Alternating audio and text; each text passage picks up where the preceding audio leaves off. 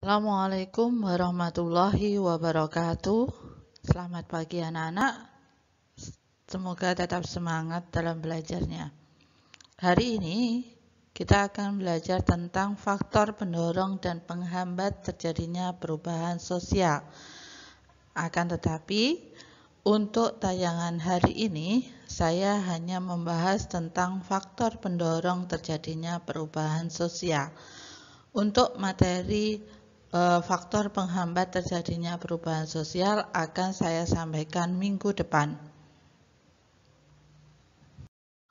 Faktor pendorong terjadinya perubahan sosial budaya. Yang pertama, faktor intern terjadinya perubahan sosial budaya. Faktor intern terjadinya perubahan sosial budaya itu adalah faktor dari dalam yang dapat mengubah terjadinya perubahan sosial suatu budaya. Faktor-faktor pendorong terjadinya perubahan sosial budaya secara intern atau secara di dalam, faktor dalam adalah yang pertama, bertambah atau berkurangnya penduduk. Bertambah dan berkurangnya jumlah penduduk dari suatu kelompok masyarakat berpengaruh langsung atau tidak langsung terhadap pola kehidupan masyarakat tersebut. Jadi, bertambahnya masyarakat itu juga sebagai faktor pendorong terjadinya perubahan sosial budaya. Karena bertambah atau berkurangnya jumlah penduduk itu pada suatu tempat itu juga berpengaruh terhadap perubahan sosial budaya.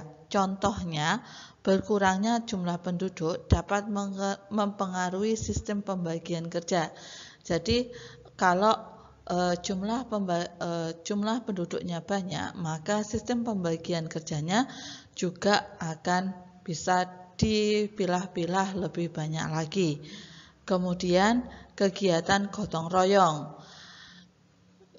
Dengan jumlah penduduk yang banyak, untuk kegiatan gotong royong akan lebih mudah daripada jumlah penduduk dengan jumlah penduduk yang lebih sedikit.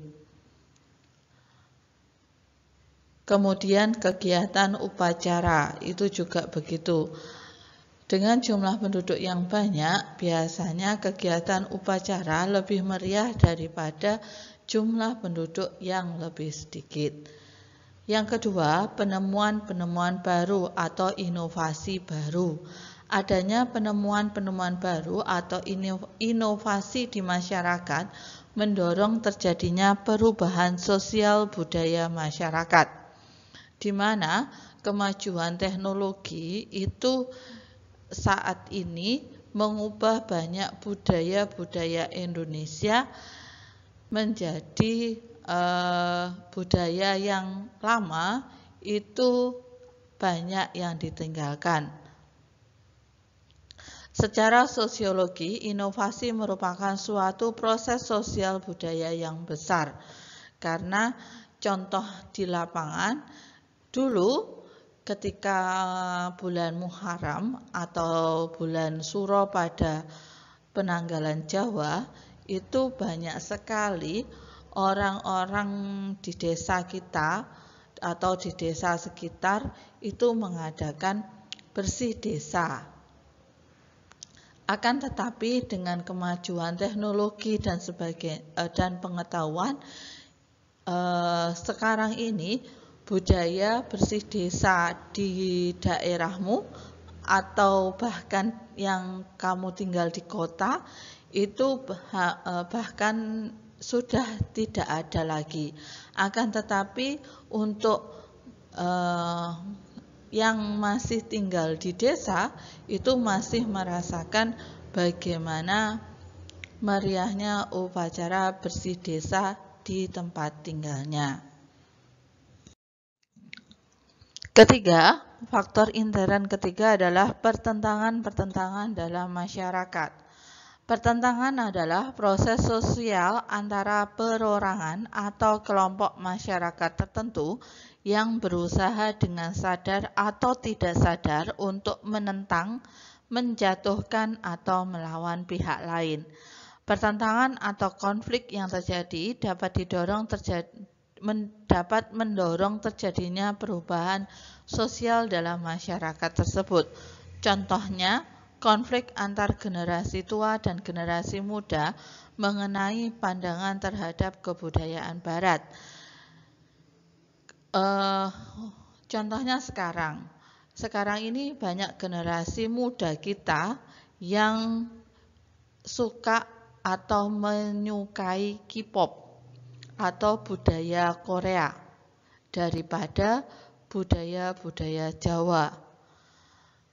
Anak tersebut dikatakan modern atau anak muda tersebut dikatakan modern apabila dia sudah menguasai pengetahuan mereka di dunia luar atau di dunia barat. Bahkan pakaian itu sudah mirip dengan budaya barat.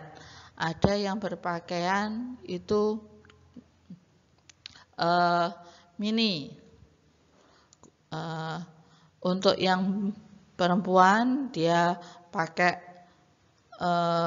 kaos yang kecil, kaosnya adik, sedangkan yang laki-laki itu pakai celana pensil, terus kemudian meniru artis-artis barat lainnya.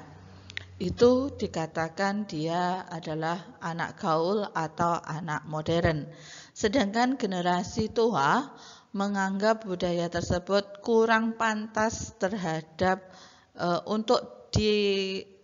kurang pantas untuk diterapkan di Indonesia ini, yang dimana termasuk orang Timur yang menjunjung tinggi budaya sopan dan santun terhadap orang tua. Pertentangan inilah yang dapat mempengaruhi terjadinya perubahan sosial budaya di dalam atau intern. Faktor intern yang keempat adalah terjadinya pemberontakan atau revolusi di dalam masyarakat. Adanya kolonialisme dan imperialisme yang diciptakan negara-negara barat pada masa lalu memberikan peluang besar untuk terjadinya pemberontakan dan revolusi dalam suatu negara. Contohnya adalah revolusi pada tahun 1946 di Indonesia. Revolusi pada tahun 1966 ini menimbulkan perubahan sosial dalam masyarakat. Melalui revolusi ini, suatu negara yang dulunya berbentuk kerajaan mungkin bisa berubah menjadi republik. Jadi, dulu setelah merdeka, sistem kerajaan itu masih ada dan masih melekat di warga masyarakat Indonesia. Sehingga dengan adanya revolusi ini, Indonesia berubah bentuk menjadi negara republik. Kondisi-kondisi yang memungkinkan terjadinya pemberontakan dan revolusi adalah yang pertama, hilangnya kewibawaan para pejabat birokrat, di mana revolusi ini akan terjadi apabila di jajaran pemerintah itu sudah tidak dipercaya oleh rakyat lagi. Kemudian yang kedua, timbulnya ketidakadilan ekonomi dalam masyarakat. Ini terjadi apabila ada ketimpangan sosial atau ada jarak yang jauh antara si miskin dan si kaya. Jadi jumlah si miskin itu jauh berbeda dengan jumlah yang kaya, atau ketimpangan. Ketimpangan itu ketidaksesuaian atau ketidakadilan. Jadi perlakuan pemerintah yang tidak adil terhadap rakyat miskin itu bisa menghasilkan suatu revolusi. Yang ketiga, ketidaktegasan pemerintah seperti kebijakan yang tidak konsisten. Jadi kebijakan yang diambil oleh pemerintah itu berubah-ubah, tidak konsisten, sehingga menyebabkan ketidakpercayaan masyarakat terhadap pimpinan suatu negara. Itu juga merupakan faktor kondisi terjadinya pemberontakan atau revolusi. Yang keempat, hilangnya dukungan pemerintah dari kalangan cendekiawan, di mana keputusan-keputusan pemerintah itu sudah tidak dipercayai oleh kaum ilmuwan. Cendekiawan itu adalah para ilmuwan. Ketika para ilmuwan itu sudah tidak percaya pada pemerintahan, maka kondisi inilah yang bisa memungkinkan terjadi pemberontakan atau revolusi. Faktor yang kedua adalah faktor ekstern terjadinya perubahan sosial budaya. Faktor ekstern terjadinya perubahan sosial adalah faktor penyebab perubahan sosial yang bersumber dari luar suatu masyarakat. Jadi sumber perubahan sosial itu berada di luar. Faktor ekstern menyebabkan perubahan sosial adalah sebagai berikut. Faktor ekstern yang pertama adalah faktor lingkungan fisik atau alam.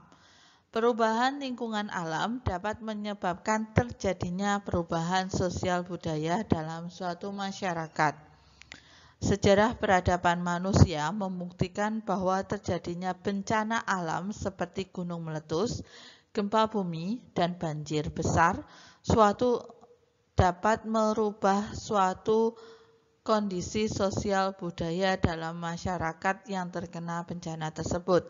Hal ini disebabkan mereka harus mengungsi ke daerah yang lain dengan sistem nilai budaya yang berbeda dari tempat asal. Jadi, ketika gempa bumi itu terjadi, maka dia akan direlokasi atau dipindahkan ke daerah yang lebih aman. Sedangkan daerah yang lebih aman itu sudah memiliki nilai budaya yang kemungkinan berbeda dengan nilai budaya di masyarakat yang dulunya itu kampungnya itu misalnya dia memiliki budaya A.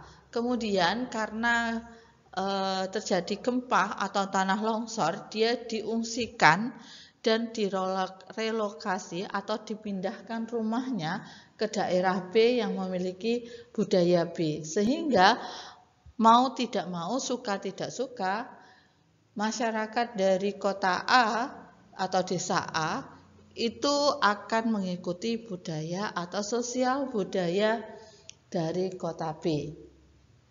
Inilah yang merupakan faktor eksternal perubahan sosial budaya yang pertama. Faktor ekstern yang kedua adalah peperangan yang terjadi antar negara.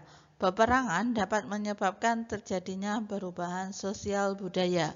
Kelompok yang menang biasanya akan memaksa kelompok yang kalah untuk menerima budayanya. Pada masa penjajahan tersebut, Belanda melakukan penetrasi atau perembesan unsur-unsur budaya ke dalam tradisi keraton. Contohnya, Belanda mengenalkan pakaian setelan jas, minuman keras, dan pola hidup individualisme. Jadi, ketika Indonesia dijajah oleh Belanda selama 250 tahun, itu terjadilah pencampuran budaya asli Indonesia dengan budaya Belanda, di mana Belanda zaman dulu, orang Indonesia zaman dulu itu pakaiannya tidak merupakan setelan jas atau gaun-gaun, tetapi mereka masih mengenakan kebaya, kemudian jarik. Orang-orang dulu itu karena bangsa kita dijajah, maka Belanda mengenalkan budaya mereka. Budaya mereka yang paling kita ketahui adalah dengan salah satunya adalah pakaian yang mereka kenakan. itu dikenalkan. Kemudian di Indonesia juga sekarang ini sudah banyak sekali budaya-budaya barat yang sudah untuk pakaian sudah sangat kebarat-baratan.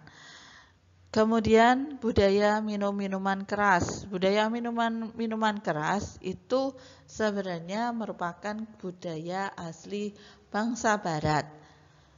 Karena di sana udaranya dingin sehingga mereka butuh menghangatkan tubuhnya dengan cara meminum minuman keras. Akan tetapi di Indonesia sebenarnya dulunya itu tidak mengenal adanya minum-minuman keras karena Belanda menjajah selama 50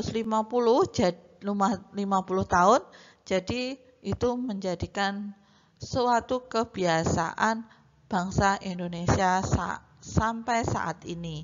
Banyak sekali orang yang suka meminum minuman keras.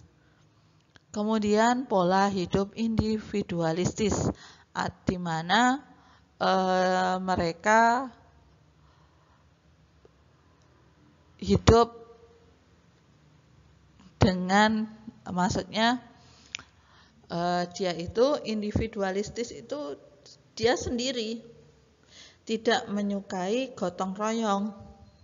Jadi kalau itu punya saya, ya ini punya saya, gitu. Jadi sayanya lebih tinggi, individualistis.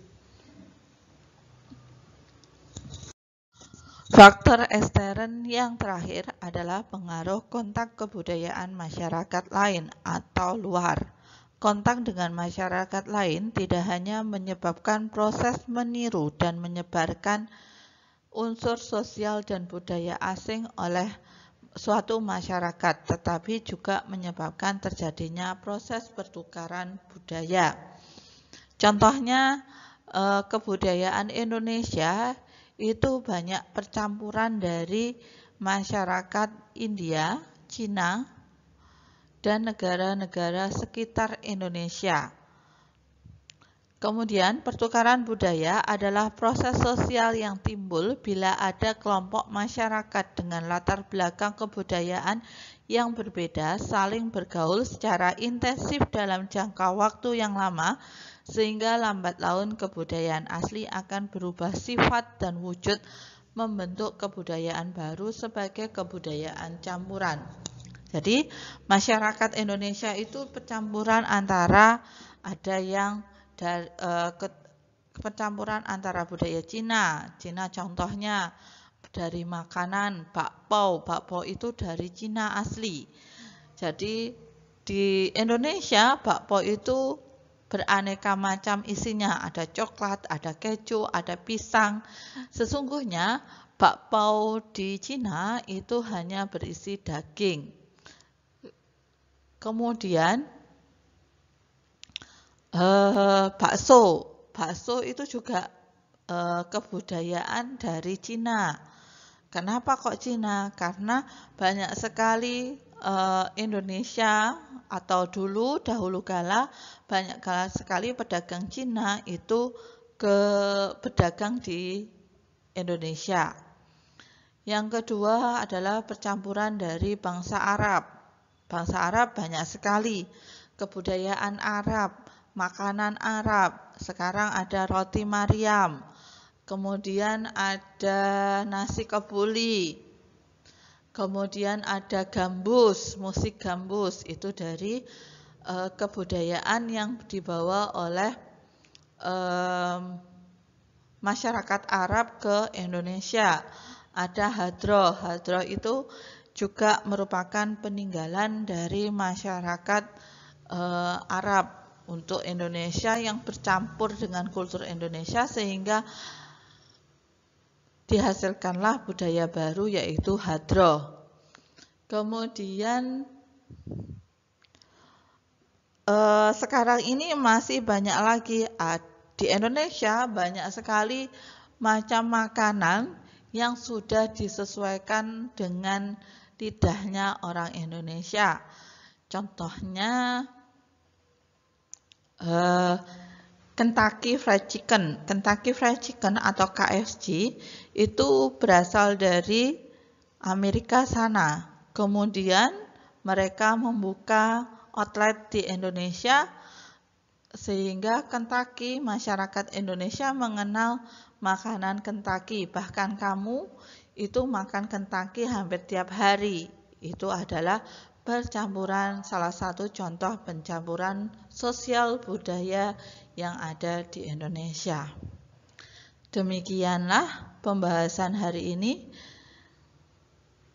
Untuk faktor penghambat perubahan sosial budaya akan saya sampaikan minggu depan. Semoga ilmu saya bermanfaat. Wassalamualaikum warahmatullahi wabarakatuh.